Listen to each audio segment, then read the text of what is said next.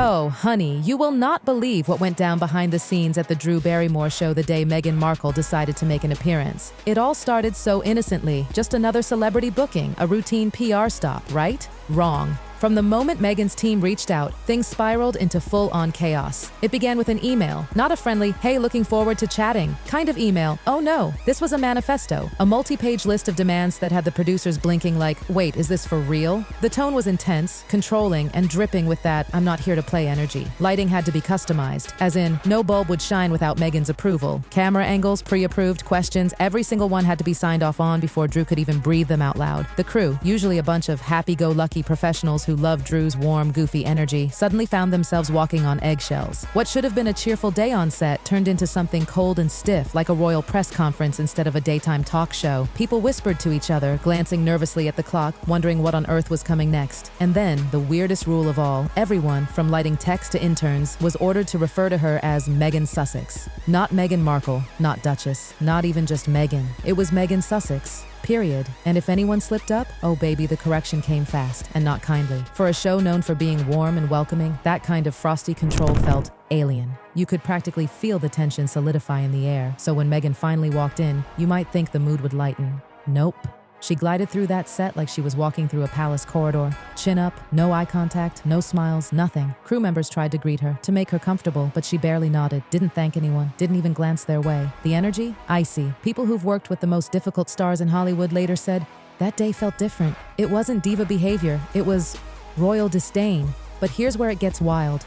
Because the moment those cameras started rolling, poof, a total transformation.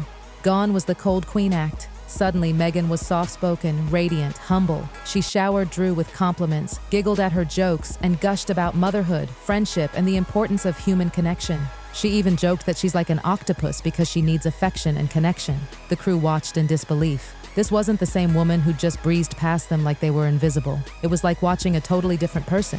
A performance so polished it could have won an Oscar. And when word got back to Drew about how her team had been treated, oh, she was not having it. See, Drew Barrymore isn't just a talk show host. She's one of the kindest, most grounded women in Hollywood. A total sweetheart who treats her crew like family. And when she heard Meghan's attitude had crossed the line, she didn't hold back. No PR filter, no passive-aggressive smiles, just straight talk. She reportedly looked Meghan in the eye and said, "We don't treat people like this here." Can you imagine that moment? Two powerhouse women, face to face, the warmth of Drew meeting the frost of Meghan. The tension could have cut glass. And then, right after that intense confrontation, they both had to sit down, smile, and perform a flawless, friendly interview for millions of viewers. On camera, you'd never know a storm had just passed backstage. Meghan cooed about bedtime stories with her kids, about sending thoughtful gifts, about the joy of bonding with other women in the kitchen. It was pure, glittery perfection, until you remembered that 15 minutes earlier, she'd barely acknowledged the very people making it all possible. And that, my friend, is where the mask started to crack. Now, you'd think once the interview aired, everyone would just move on, right? Wrong again, because the second that segment hit the airwaves, people started talking. Not about Meghan's inspiring words or her perfectly polished anecdotes. No, they were whispering about the disconnect, that strange gap between the woman who talked about love, kindness, and connection, and the one who, according to the crew, couldn't even say hello. The whispers spread like wildfire.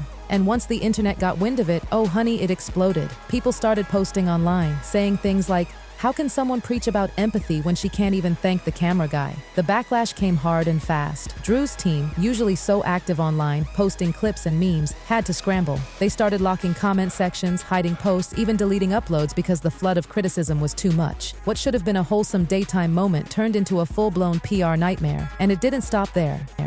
Industry insiders, stylists, assistants, producers began chiming in anonymously. One stylist, who'd worked with the show for years, said the atmosphere that day was the coldest it's ever been. This is the same studio that's hosted everyone from A-list megastars to total wildcards, but something about Meghan's presence? It just sucked all the warmth out of the room. She didn't walk in with diva energy. Oh no, it was something worse. She walked in like royalty in exile. Not the gracious kind that smiles and nods, the kind that expects everyone to go silent when she enters. Even the sound engineers, those seasoned pros who've handled screaming divas, broken mics, and live chaos, looked defeated after the shoot. One of them told a friend, "It's not what she said, it's what she didn't say. Nothing. No hello, no thank you, not even a nod." And that, darling, was the moment the narrative started to shift. In Hollywood, silence doesn't protect you, it buries you. Because behind the cameras, the real talk began, and not the public kind. behind. This was the insider kind. Producers, agents, publicists, they all started talking quietly. See, there's a golden rule in this industry. Respect the crew.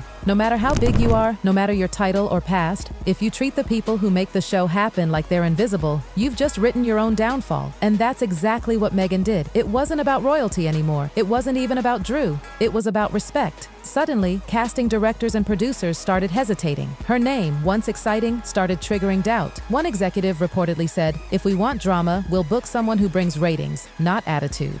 That line hit hard across the industry. The whispers became strategy meetings. The meetings turned into hesitation. Meghan wasn't being blacklisted, not yet, but she was being quietly set aside. The phrase people used was, "she's complicated." And if you've ever worked in Hollywood, you know what that means. It's the kiss of death in PR language, a polite way of saying, she's not worth the trouble. It wasn't the tabloids tearing Meghan apart this time. It was the crew, the makeup artists, the interns, the stylists, real people with no agenda, just stories to tell. One assistant even said she didn't have to say anything rude.